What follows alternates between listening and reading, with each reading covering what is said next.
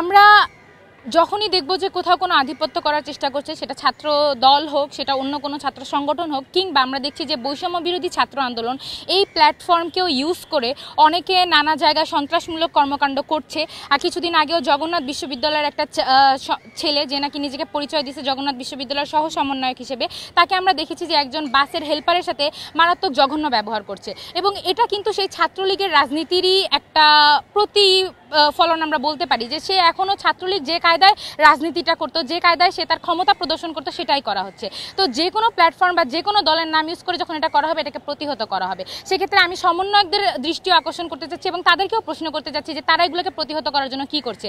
কারণ এখানে যে সাধারণ শিক্ষার্থীরা মুভমেন্ট করেছে, তার স্পিরিটই ছিল বৈষম্যহীন এবং আধিপত্যহীন একটা রাজনীতি কায়েম করা, এবং যেখানে গণতন্ত্রের কথা থাকবে। তো যারা এটাকে আবার মিসইউজ করার চেষ্টা করতেছে, আমরা তাদেরকে আবার প্রতিহত করব। প্রয়োজনে আমরা আরও আন্দোলন করব, আরও মুভমেন্ট করব, যেন কোনোভাবেই আর কোনো সমন্বয়ক তন্ত্রের নামেও যেন আবার কোনো আধিপত্যের রাজনীতি গড়ে উঠতে না পারে। এই অভ্যুত্থানের একটা গুরুত্বপূর্ণ দাবি ছিল যে আমরা বৈষম্য মুক্ত বাংলাদেশ গড়তে চাই। সেই ক্ষেত্রে আমরা যদি আমাদের ক্যাম্পাসগুলোতে দেখি, সবসময় যে দল ক্ষমতায় থাকে তাদেরই একটা ছাত্র সংগঠন লেজুর বৃত্তির মাধ্যমে ক্যাম্পাসে তাদের একটা আধিপত্য বিস্তার করে, এবং তার প্রথম ধাপই হচ্ছে তারা হলগুলোকে দখল করে। তো ছাত্রলীগ বা অন্য কোনো ছাত্র সংগঠন যদি এরকম আবার করার চেষ্টা করে, তাহলে এখানকার শিক্ষার্থীরা সেটাকে আবার প্রতিহত করবে। এবং আমরা প্রশাসনকে প্রেশার দিতে চাই যেন কোনোভাবেই হল কোনো সংগঠনের হাতে চলে না যায়। হলের যে সিট বন্টন, সেটা যেন প্রশাসন গুরুত্বপূর্ণ ভূমিকা পালনের মাধ্যমে সেই সিট বন্টনটা যেন তারা নিশ্চিত করতে পারে। বা আজকেও আমাদের যারা আন্দোলন করেছে সেই শিক্ষার্থীরা গিয়েছিল ভিসি স্যারের কাছে এবং তারা একটা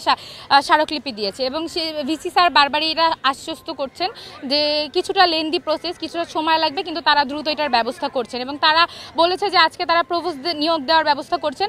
আমরা বলছি যে সময় লাগবে, অনেক সময় লাগবে। এটা আমরা অনেক সময় আমাদের ইন্টারিম গভর্নমেন্ট কাছ থেকেও শুনতে পাই যে সময় লাগবে, আমাদেরকে সময় দিতে হবে। কিন্তু এই সময় দেওয়ার পাশাপাশি তাদেরকে আসলে আমাদের দৃষ্টান্তমূলক কিছু পদক্ষেপও দেখাতে হবে যে না, আমরা এটা নিয়ে কাজ করছি। কারণ আমাদেরকে সময় দিতে হবে, এই বয়ানটা কিন্তু আওয়ামী লীগ সরকারও বারবার দিয়ে এসেছে। আমরা দেখেছি যে আদালতকেও সময় দিতে হবে, শিক্ষার্থীরা তোমরা ক্লাসে ফিরে যাও, এই ধরনের কথা ফ্যাসিস্ট হাসিনাও বারবার বলে আসছে। তো আমরা আসলে এগুলো শুনতে চাই না। আমরা দৃষ্টান্তমূলক কোনো উদ্যোগ দেখতে চাই যে আসলে যে তারা সময়টা নিচ্ছে আমাদের কাছ থেকে, সেখানে তারা এই প্রসেসের মধ্যে আছে, তারা কোনো কাজ করছে। তো আজকে যেমন ভিসি স্যার বলেছে যে না, সে আসলে যারা আবাসন সংকটে আছে সেই সংকট দূরীকরণের জন্য সে কাজ করবে। আমরা আবারও তার কাছে যাব এবং আমরা দেখবো আসলে এই সংকট দূরীকরণের জন্য সে আসলে কতটুকু কাজ করলে। খাবারের মান এখনও উন্নত হয় নাই। আমরা এটা আজকে আমাদের প্রোগ্রামের একটা অন্যতম দাবি ছিল যে পুষ্টিমান সম্মত খাবারের ব্যবস্থা করতে হবে ক্যাম্পাস এরিয়াতে।